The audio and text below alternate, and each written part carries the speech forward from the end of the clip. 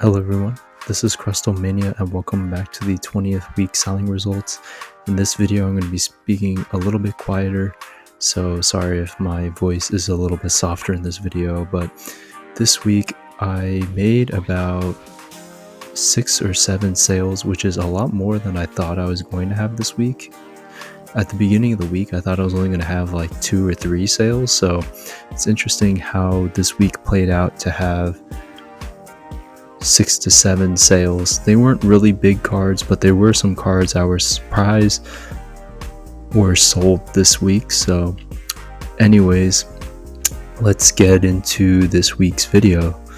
So the first card that sold this week was the Eevee VMax promo card, and this card I got in trades with Entropy DR at the second card show that I went to for some lower end cards that I was not able to move on eBay, and this card surprised me selling because I wasn't sure if this card was going to sell because there was not much traction on this card for at least 2 rotations. I think I had this card first rotation of listings was on 7 days, and then after that it was on a couple 5-day rotations, and luckily this card was purchased by a buyer, and that buyer has appreciated that card, and I will get into that a little bit later. But first off, I just want to note that this card sold for about $3, and then after sales tax, transaction fees, and the shipping label fee, it came out to about $1.58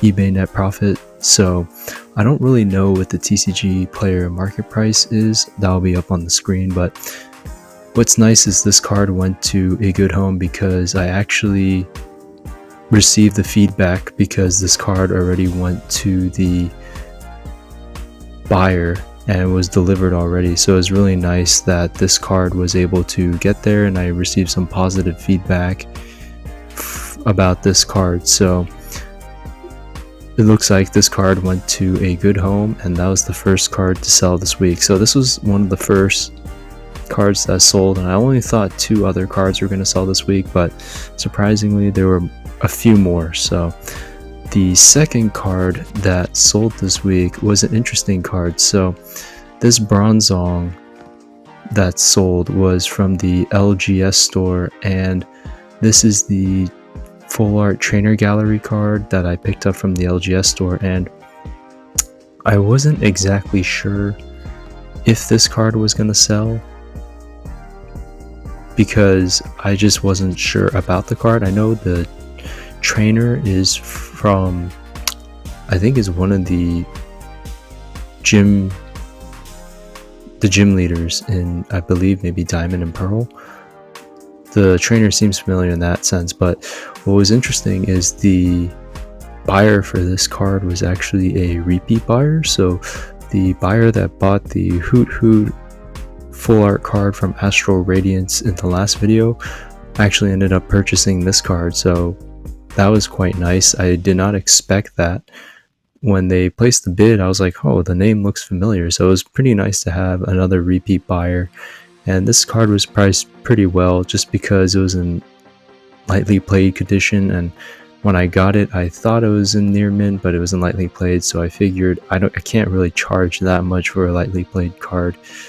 Even though there's not too much whitening, there's still enough whitening to call it light played or lightly played. So anyways, this card sold for about $1.50, and then after sales tax, transaction fees, shipping label fees, I came out with the eBay net profit of 30 cents. So really not much there.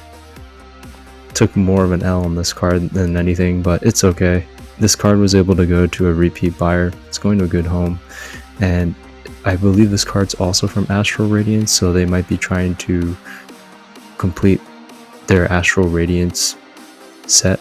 So anyways, the next 2 cards that sold were actually from the same trip to the LGS store, and the first card that sold was the Appletun, and these 2 cards that sold are actually from Surging Sparks, which is really interesting because I have not really seen any cards from Surging Sparks other than these cards that I picked up. So this is the first card from Surging Sparks that I've sold, and this Appletun, as you see, there's a little bit of a white nick on the top of the back of the card. So this card I had to list as lightly played. I think it goes for a little bit higher than what I sold it for, but because it was lightly played and I didn't really check the conditioning that closely when I was at the LGS store, I didn't feel like it was right to charge that much for the card, just because for me personally, I don't know how I would feel if I were to purchase a lightly played card at near mint prices. So maybe that's just me, but anyways, this card was combined shipped, but I had to do it after the fact, so I actually do have the individual breakdown for this card. And this card sold for about $4, and then after sales tax, transaction fees, and the shipping label fee, I made about $2.80 net profit. So the shipping label fee was kind of cut in half because the second card that's sold with this card kind of adds on the fee for that one, so it kind of splits in half between the two cards, which is still pretty good. So this Appletun card has a really nice art, and it's pretty interesting for the first Surging Sparks card to sell. So the second card to sell is also from Surging Sparks, also a illustration full art card, and that card is the Cetitan, I believe you say it that way, Cetitan full art card from Surging Sparks. I happened to see the Appletun and this card as well at the LGS store. Decided to pick both of them up. I'm not too familiar with some of these Pokemon. I know Appletun I think is from Sword and Shield, but I don't know what era Pokemon Cetitan is from. But they're both from Surging Sparks. I figured I'd give it a swing just because it is a brand new set. I don't really know if the market is really stabilized for Surging Sparks yet, but it still could be fluctuating. So I don't normally swing on some of the newer cards, but these two, the price comps didn't seem too bad. The art seemed pretty good.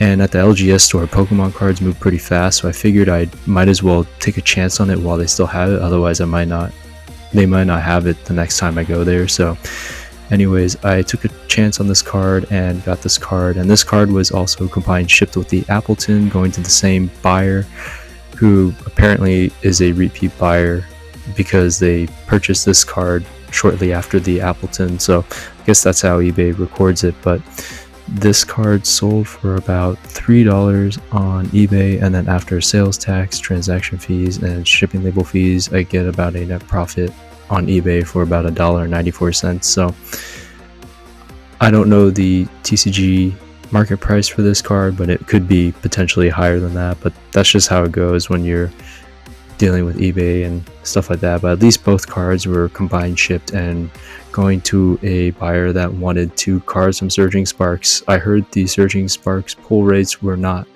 easy, or not that, yeah, they were not that great or easy, so it's harder to pull these illustration rares, so it could be easier just to purchase them. So that is the fourth card that sold this week. The next card that sold was really surprising to me. So this card I also picked up at the LGS store, and this is the Oranguru. I don't know what generation of Pokemon this is from. This could be from Scarlet and Violet, because I'm not familiar with this Pokemon. But this card actually turned out to be moderately played because there are a lot of fibers coming off from the top and the sides of the card.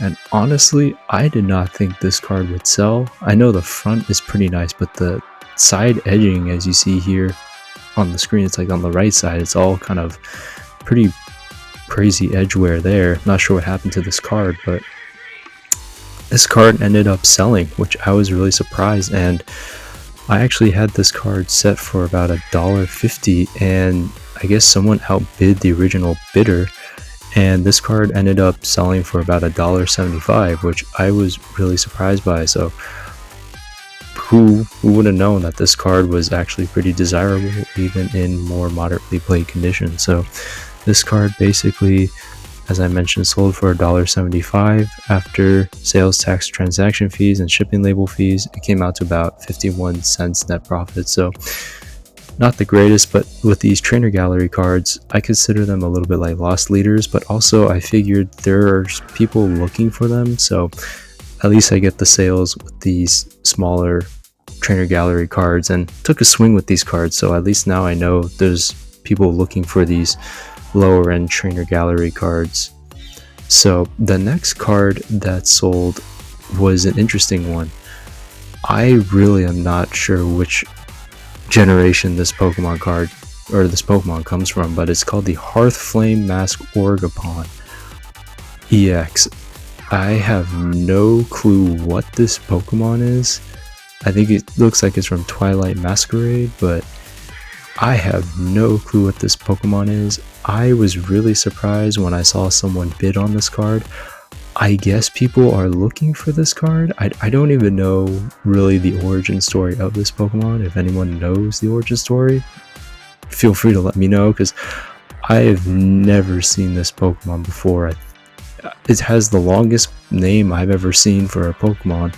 You would almost think it's like a Yu-Gi-Oh card name where it's like really long, but anyways, this card, really interesting art.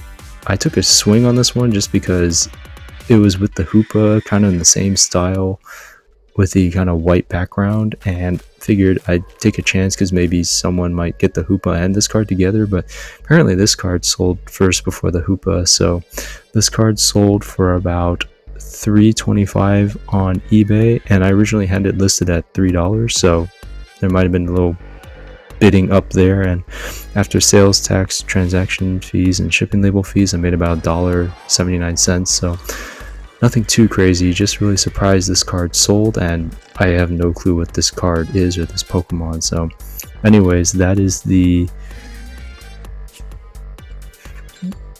second to last sale this week, and the last Pokemon that sold was surprising, but I'm more used to this card. So the card that sold was the card I traded Intra PTR for, and this is the Zapdos from Fossil. Now this is more my speed in terms of vintage cards.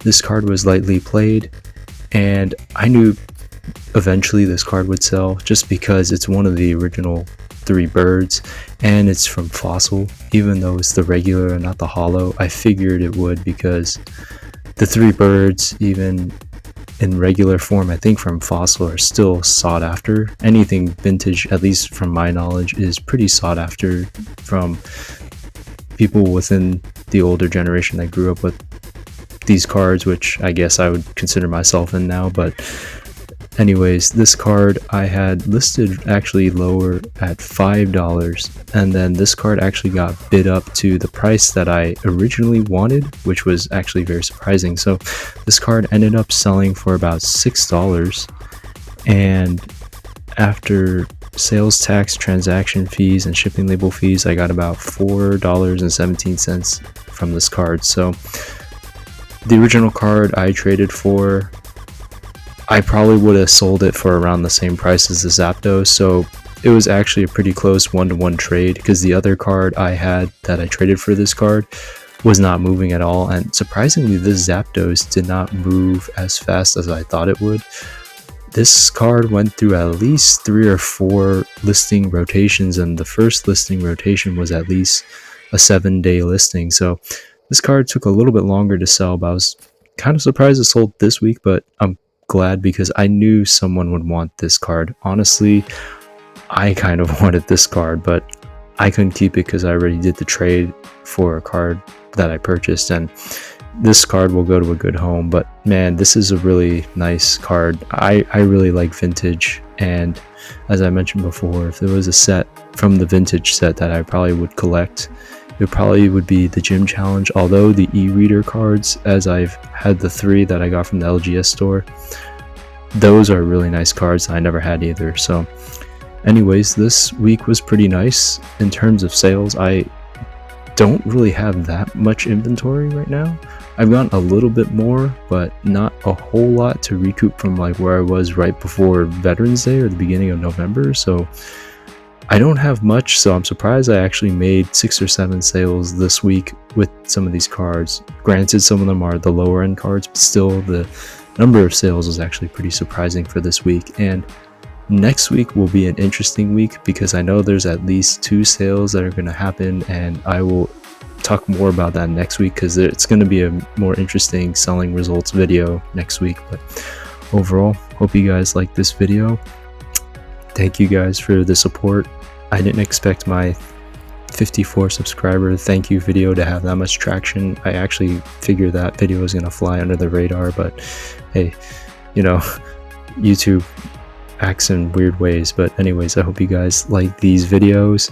Comment if you're enjoying this selling results series, and I hope to see you guys in the next video. Have a good one, everyone. Peace.